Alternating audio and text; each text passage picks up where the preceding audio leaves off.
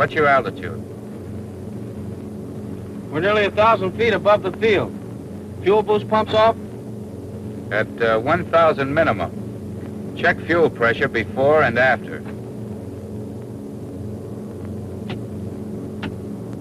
Gives you another check on engine fuel pump operation. Look at your manifold pressure. Manifold pressure will creep up steadily on the climb if you don't watch it. As free air pressure decreases on the climb, the pressure differential across the turbo buckets increases. Gives you higher turbo speed and more pressure from the blower.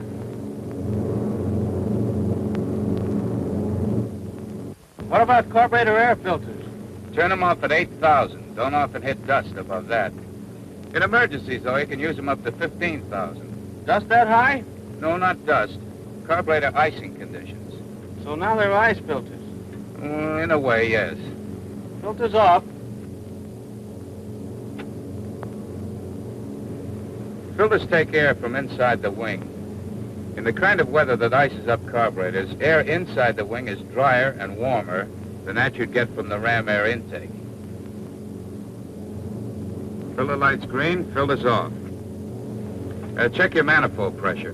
Turning the filters off increases the manifold pressure about 1.5 inches. With carburetor icing conditions, of course, you'd use intercoolers hot, but you won't normally get carburetor icing above 12,000. And up there, you always want intercoolers cold. Thin air means higher rate of compression from the supercharger, and compression makes heat. In the wrong places. Nearly always in the wrong places. You level off at 10,000 feet and cut her down to the proper setting for maximum long-range performance on 91 grade fuel. Manifold pressure down first to 28 inches. RPM next. You make this adjustment with one eye on the airspeed indicator because you use whatever RPM needed to get 150 miles per hour indicated. In this case, with your conditions, 1,600 RPM. Then fuel mixtures to auto lean. And your co-pilot closes cowl flaps since you have a safe margin in head temperatures. What about the other power settings? Well, you've used 3, modified for 91 grade fuel. Takeoff power, 5 minutes maximum continuous operation, climbing power, and maximum long range. They're all there on the panel. The power setting used in normal cruising is always figured from your flight conditions. Desired range, fuel available, weather conditions, altitude, gross weight, and perhaps 1 or 2 other things. In special cases, you'll always figure your best power setting from your flight computer. All settings are arrived at scientifically. Don't improvise. Play them the way they're written. And always keep an eye on your mixtures. In auto lean, don't use more than 29 inches with 91 grade and 2,000 RPM.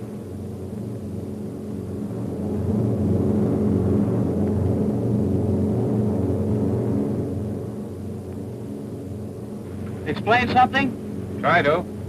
That 3-point takeoff. What about it? Didn't it feel right? Well, maybe I didn't pull it right. I thought it was a little mushy. Isn't it better with the tail up? Well... And what about the stall hazard? Maybe we'd better figure it out on paper.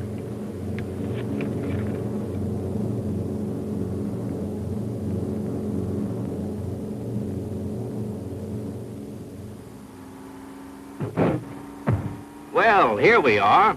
An old friend you'll remember from flying school days. She knows her way around.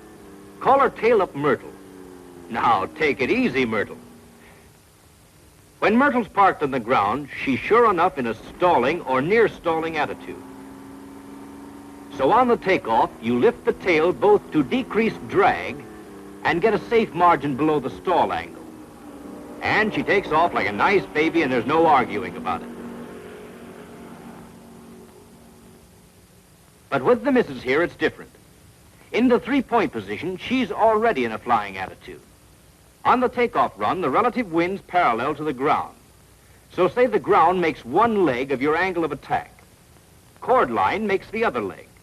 Angle of attack in 3-point attitude, about 10 degrees. But with power on, the stalling angle for this airplane's about 19 degrees. So when you hold the tail down on the takeoff, you have a nice cozy margin of 9 degrees below the stall angle. And when you leave the ground, the path of the relative wind changes, so that the angle of attack actually decreases. You get maybe another 4 degrees of safety, and you haven't a care in the world. Now let's dig a little deeper. Think of the forces at work when you take off as a team of little guys who are in there working for or against you all the time. For instance, gross weight of the airplane. On the ground, he bears down hard on the landing gear. When we're ready to start the takeoff run, you'll meet a pal of his, wheel drag. The harder gross weight bears down on the wheels, the bigger and stronger wheel drag gets. That's definitely not good, especially if your runway's soft or slushy. Think of lift as a kind of muscle man working from the wings, pulling up gross weight. Speed makes him pull harder. An increase in the angle of attack also makes him pull harder. Get the relationship between lift, weight on wheels, and wheel drag. The more lift, the less weight on wheels. Less weight on wheels, smaller wheel drag. Then, of course, there's thrust. He's your power. And aerodynamic drag. He's with you all the time, except when you're parked on the ground. Now, let's try to visualize what happens on a two-point takeoff. At the start of the run, lift increases steadily. Lift takes more and more weight off the wheels.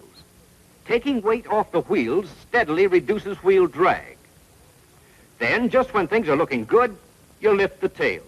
Angle of attack decreases. That cuts down lift. Lift lets weight go back down on the wheels, and wheel drag increases again. Aerodynamic drag is cut a little, but not enough to compensate for the extra wheel drag.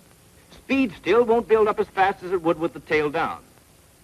Even on a smooth runway, you'll need more room and maybe 20 or 30 miles an hour more speed to get off than if you'd kept your tail down.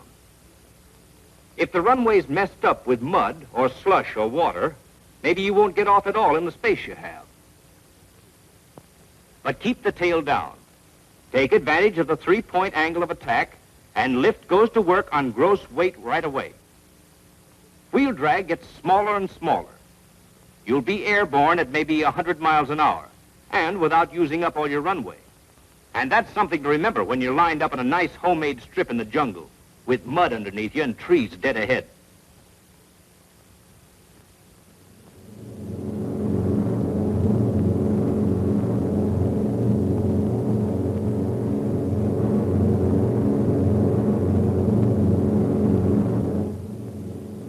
Well, how do you like her? It's a very little problem when you get over the field. Say you're coming in after a long mission, you're a little short on gas, and when you arrive, the field's closed in. Beeline for an alternate base. No, Sal, you're to hell and gone from nowhere. You're lucky to have one base to come home to. I'll cut the end boards and hang around until she opens up. Well, you're to hover all right, but don't cut the inboards. She'll burn more coal on 2 than she will on 4 on long-range settings. Think it over.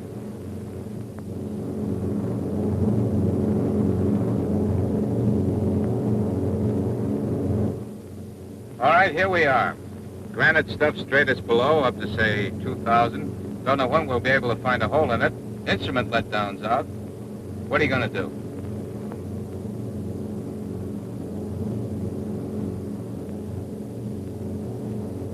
Don't you like it?